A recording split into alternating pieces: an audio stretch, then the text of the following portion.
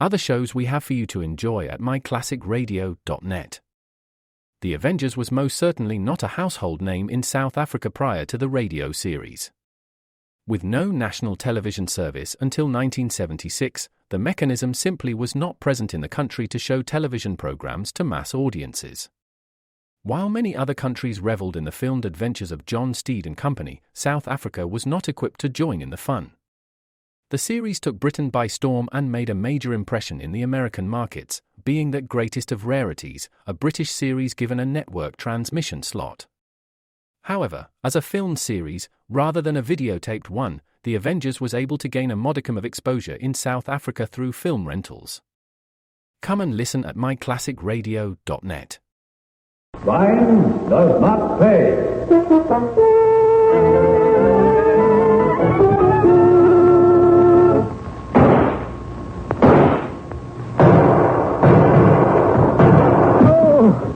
All right, Williams, we're coming in. Well, come on in, blast you. I can't stop you now. You broke my arm, that's what. Foreman Williams, you're under arrest. Charged with forgery, resisting officers of the law, and murder. Oh, murder, is it? Who did I murder, huh? You got a corpus delicti? You'll find out in due time. All right, get off that floor now and come along. I demand proper medical attention. You can't prove no murder, you can't. Because you ain't got any corpus delicti. No body of the crime.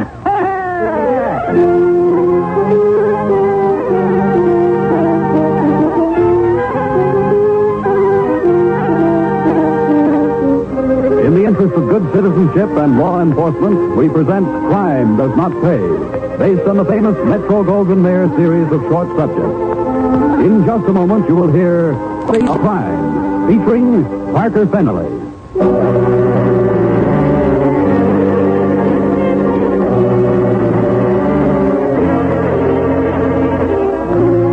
There's little doubt that one of the major motives, if not the major motive back of crime, is greed. For instance, Norman Williams was a fairly prosperous farmer in a western state at the turn of the century. But Williams, deep in his heart, wanted far more than he had, and didn't particularly care how he obtained it. His neighbors and the good people of the town nearby thought of Williams as another ordinary, decent citizen. That's how it happened that Ted Curtis, the owner and proprietor of Curtis Livery Stable, barely gave the matter a second thought the stormy night when Norman Williams turned up at the door of his establishment.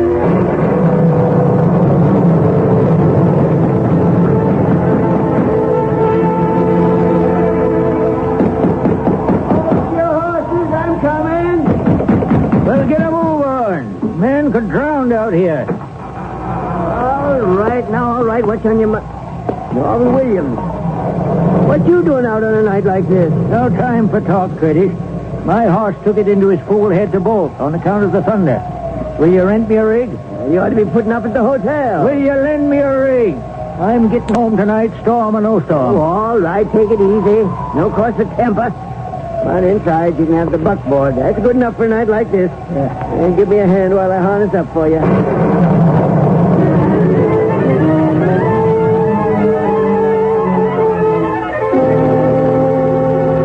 There you are, Williams. That'll be $5, payable now. I'll give you $2. You want to get home tonight? I'm risking the horse and the buckboard. $5. $2.50. Settle for $3. Yeah, here's your $3. Yeah. Now let me get out of here. Still don't see why you had to have a rig. Take it easy now. Take it easy. Road's probably pretty bad out your way. I'm driving here. Get up. And don't use that whip touching your head, sir. Nosy Parker, that one. Oh, there. Ho. Pull up. All right, ladies. Climb aboard, and here we go. Thank you so much, Mr. Williams. I think nothing of it, ladies. You've gone to a deal of trouble for us. Wasn't necessary, really. Williams, you didn't say you had somebody out there with you? All set, ladies? Get up. Get on. Who is that, Mr. Williams? Oh, just the livery stable fella. He's a busybody. Wants to know everything. I must say, Mr. Williams, you've been to a deal of trouble for two folks you never saw before they came off the train tonight. Well, you're going to be my neighbors, ain't you? Least I can do is fetch you to your house, night like this. We could have stayed at the hotel. Ah, that old flea bag. Tom Palmer, he owns that. Spends more time being county clerk. And the hotel shows it, too. Is it far to our place, Mr. Williams? Why, just up the road a piece. About a mile past mine. Easy, boy. Whoa. I wish Sandy were here. Yeah, who's he? My brother. But, like you said, your father left you the homesteader. That's right, Mr. Williams. You say something, Mr. Williams? No, I was just thinking. Ain't much of a son and a brother to let his ma and his sister travel way out west all by themselves. Oh, Stanley's a good boy. But we couldn't afford but 2 tickets and still have enough left for incidentals. Oh, there. City boy, city. Oh. Will we make it to our place, Mr. Williams? It's considerable out of your way, too. You're mighty nice to take such trouble. Why, matter of fact, ladies, if you wouldn't mind my hospitality, I'd be glad to put you up at my place tonight and take you over to yours in the morning. Oh, that'd be just more trouble. Or less, Ma. Well, Alma's probably right, Mr. Williams. We'll be happy to accept your offer.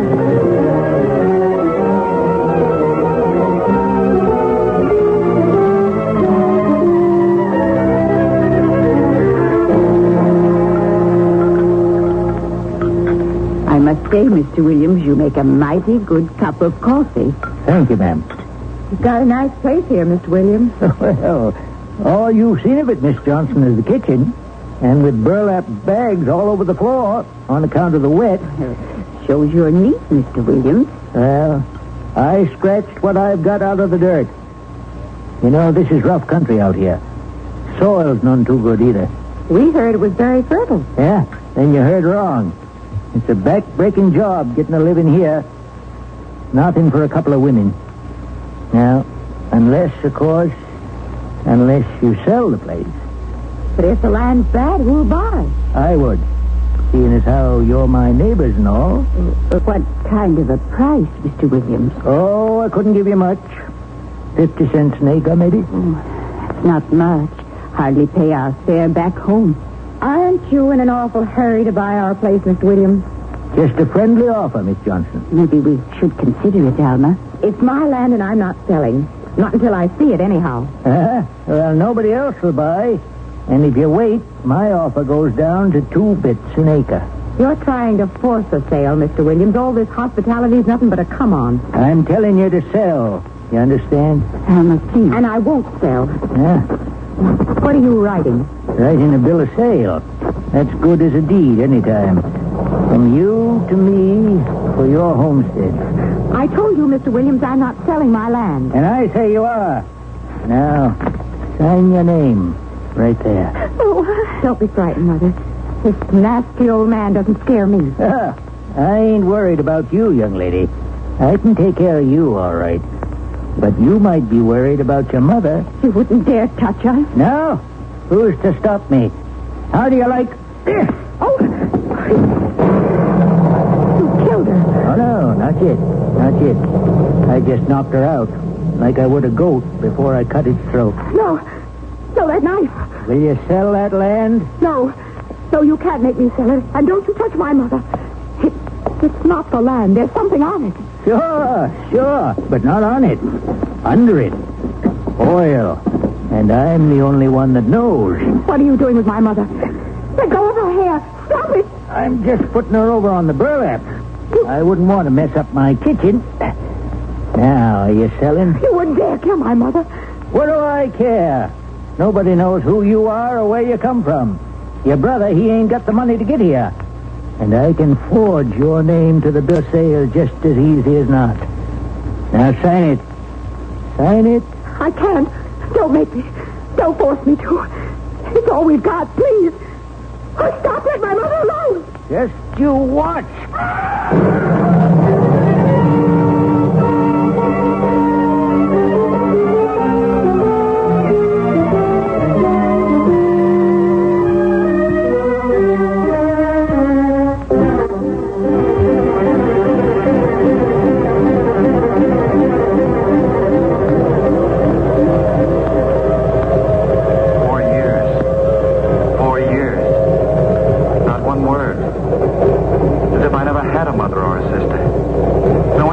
letters. Nothing. 4 years. Get a shovel, get a shovel, get a shovel, get a shovel. Why didn't they answer? What's happened? Did Alma marry? Did my mother marry again? Are they in trouble? 4 years. Long time. Long time. Get a shovel, get a shovel. Wake up. Wake up.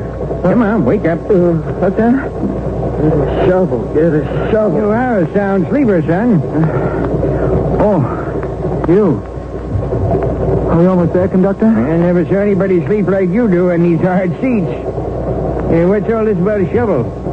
I don't know. Must have been dreaming. Goes kind of like the wheels, doesn't it? Get a shovel, get a shovel. Funny. How much more time, son? 3-4 minutes, we'll be in. Better get your bag out the platform. This is just a flag stop, you know, and he's blown for the crossing now. Come along, son. Beats me why anybody wants to come to this down in the first place.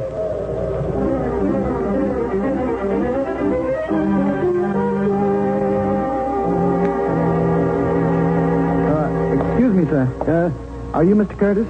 Yeah, I am. Why? My name is Johnson, Stanley Johnson. You a drummer? No, I'm not selling anything. What then? I'm looking for some information. A man at the station said you know everybody here about it. Well, I guess I do. A&P business, sides the stable. You looking for somebody? Yes, my mother and my sister, Sarah and Alma Johnson. Nobody with that name around here. But there must be. If I don't know them, they ain't here. But they came here 4 years ago. My father left them some land. Around here, you say? Yes. I bought their train tickets myself.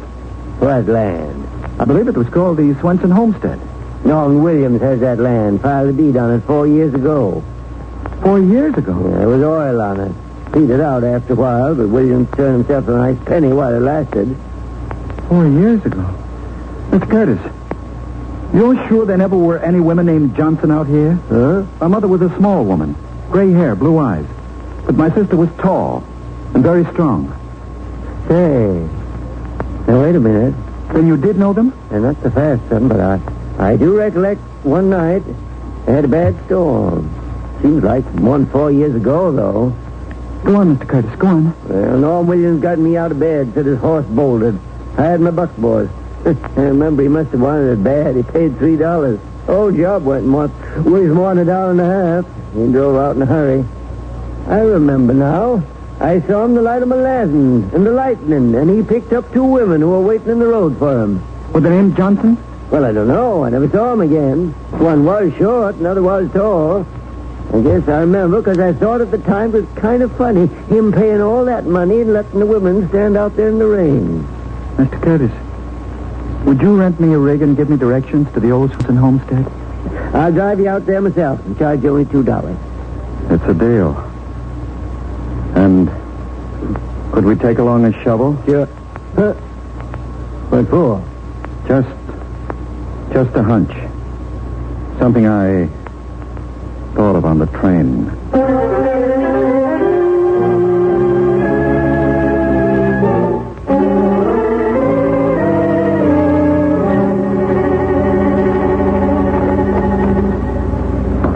don't know what you think you'll find, son. You sure do keep it that digging. How far down do you think you are? Maybe 4 feet. Hey, look at this. There ain't nothing but an old burlap bag. Yeah, I know. But look at it. Huh? Looks like somebody's been butchering a cow. So you think it's blood, too? Well, sure. Beef blood. Are these animal hairs, Mr. Curtis? Well, sure must have been a gray-haired cow with long hair, Mr. Johnson. Hey, you! What are you doing on my land? Wait a minute. Don't tell him my name. Curtis! What's this all about? Now, you got no cause to be sore, Norman Williams. Just this here young fella. I've been demonstrating a new shovel to Mr. Curtis. Yeah. Yeah? Curtis has got plenty of his own land to dig on. You're lying. I resent that, sir. And I say get. You're trespassing here. Now get before I use my shotgun on you. Now, you got no cause. I don't know what you're after, Curtis. But ever since you've been made deputy sheriff, you're just too blame nosy. Yeah. Now you get off my land, both of you. Yeah, he's within his rights. Let's go. Yes, of course. Next time I I find you here, I won't be firing over your head. Blame fool's going to get into trouble with that temporal of his one of these days. Get up. He's in trouble now. But he doesn't know it yet. I've got Cleveland is right. No warrant, so we were trespassing. But I've got the burlap. Miss Curtis. You're driving me straight to your district attorney.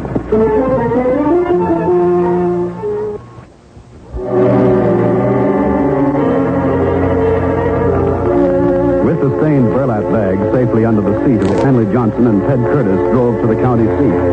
The deputy sheriff brought them in to see the district attorney quickly. That gentleman listened to the story as Stanley told it, and then stated flatly,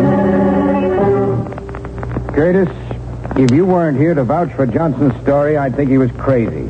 Well, I've known Norman Williams all my life. He's a respected citizen and well off since he struck that pool of oil. Yeah, it happened, sir, just like the young man said.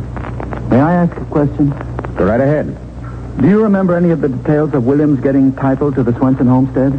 Well, nothing much. He filed a bill of sale in place of deed, if I remember correctly. Did anybody ever suspect there was oil hereabouts? Oh, from time to time there's been a little. They had a well going over on the Myers place about 10 years ago, and another on the Koroskis. How did they find those sources? Well, I remember about Joe Meyer. He was sinking a well for water, and he got oil. Any surface indications? Well, sometimes a well or water hole will show an oily surface. Could Williams have noticed that on the Swenson property? He might have. Roamed it pretty freely up until the time he bought it. Right after he got it, he was pretty busy, though. He had a big brush fire going there one day. About 4 years ago, too, that was. Brush fire? Now, don't go thinking about murder again, son. I'm sorry. After all, they were my mother and sister, you know. Young fella, you seem pretty positive about all this. Well, maybe there isn't any evidence. But if it's all right with you, I'd like to examine that bill of sale. After all, I suppose if she is dead, I'm my sister's heir.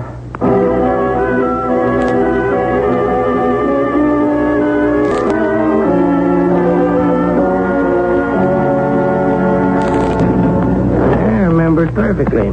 4 years back. Seemed a little irregular, but perfectly legal. Yeah, here it is. A letter, you see. Dear Mr. Williams, carrying out our agreement, this letter will advise all and sundry that the undersigned, for proper consideration, sells to you with all right and title of the tract known as the Swenson Homestead, of which I am a sole owner of record. Very truly yours, Alma Johnson. May I see that, Mr. Palmer? Sure can. There's my stamp on it, registered. County Clerk, Herkimer County. I see that. But, gentlemen, as heaven is my witness, this is not my sister's handwriting. What? You suggesting forgery, Mr. Johnson? I know it. That land was all my mother and sister had in the world. They'd never sell it without consulting me first. And I know Alma's handwriting as I know my own. I see. Would you tell that to a grand jury, Mr. Johnson? I tell them a lot more. I tell them Williams murdered my mother and my sister. Oh, easy, son. Easy now. You'd have a hard time proving that. Why? There's blood and hair in that burlap bag. We don't even know if it's human blood, much less your family's. Then I say find out. Make tests. I know I won't rest until the man who killed Alma, my mother, is made to pay for his crime.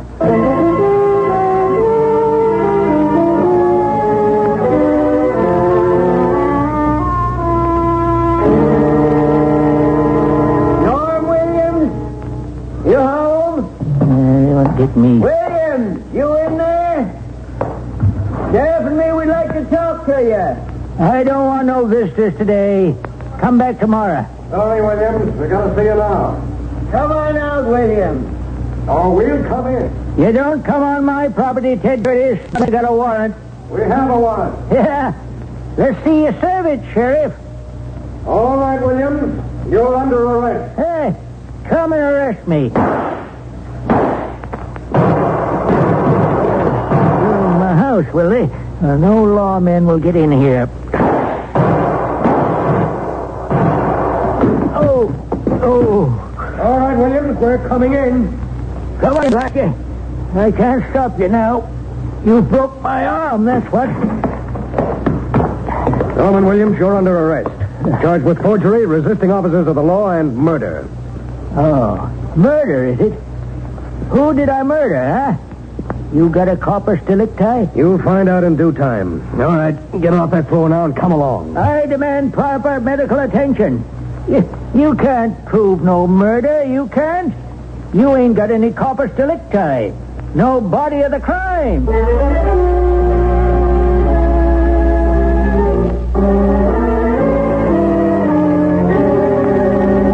Mr. Johnson, you're under oath. You're certain that your mother and sister came to this town to take possession of the property known as the Swenson homestead? I'm positive, sir. My father acquired the property years ago. He willed it to my sister. My mother and sister came here to live until such time as I could join them. I never saw them again.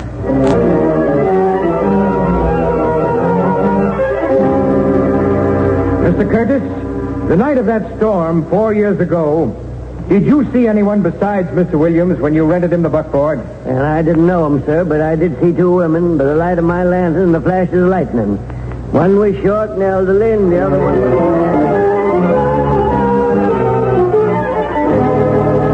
Now then, Dr. Sims, are you an expert on blood analysis? I am, sir. You conducted on the blood on the burlap bag marked Exhibit A for the state. I did. And what did you find? I found it to be human blood beyond any doubt. Did it take a large amount of blood to make that stain? No one could lose that much blood. Dr. Sims, please answer the next question carefully. We're attempting to set a precedent in this case, as the state has conceded that no actual corpus delicti has been found. Dr. Sims, about the gray hairs found on that burlap bag. They are human hairs, sir. Yes, and Doctor, did they come from the head of a living or dead person? The roots are still in the microscope. Hair from a corpse, sir, never has the roots attached.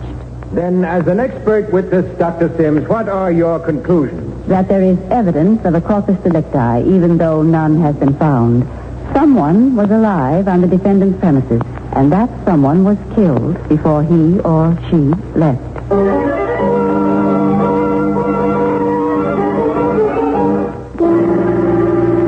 Mr. Williams, answer me this. Did you know the people you are accused of murdering? And did you murder them? I never saw 'em. I never killed no one. And nobody can prove that I did. But this county is going to pay through the nose for my broken arm.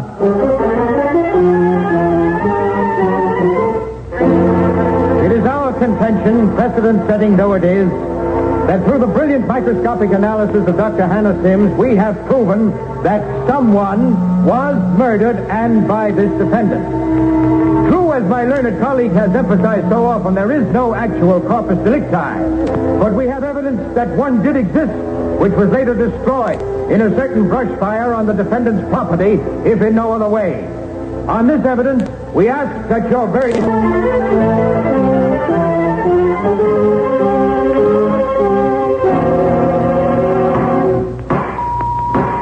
Mr. Foreman, has the jury reached a verdict? We have, sir. And what is your verdict? We find the defendant guilty of murder in the first degree, and so say we all. You can't do this.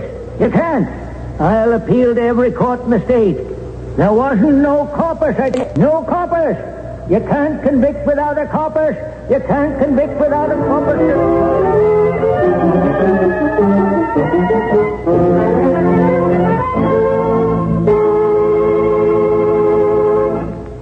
Crime does not pay.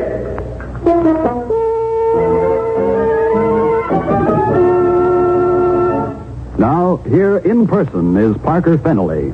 The case of Norman Williams, as you heard it, is one of the famous cases in legal history. As might have been expected, his conviction was appealed all the way to the highest court of his state, and there it was upheld. And it's interesting to note that this case was a prime legal point in the conviction of Bruno Richard Hauptmann for the murder of the Lindbergh baby. However, to me, it's even more interesting that the wheels of the law were set in motion in this case by a plain citizen, a young man very much like ourselves, who refused to believe that his mother and sister had merely disappeared. Once the law began to move, it never stopped. The truth had been proven in open court. demonstrating once again that crime does not pay. Thank you, Parker Fennelly. Crime Does Not Pay is written by Ira Marion and directed by Mark D. Loeb, with music composed and conducted by John Gart. Technical advisor is Burton B. Turtis. The events, characters, and names used in the story you've just heard are fictitious. Any similarity is purely coincidental.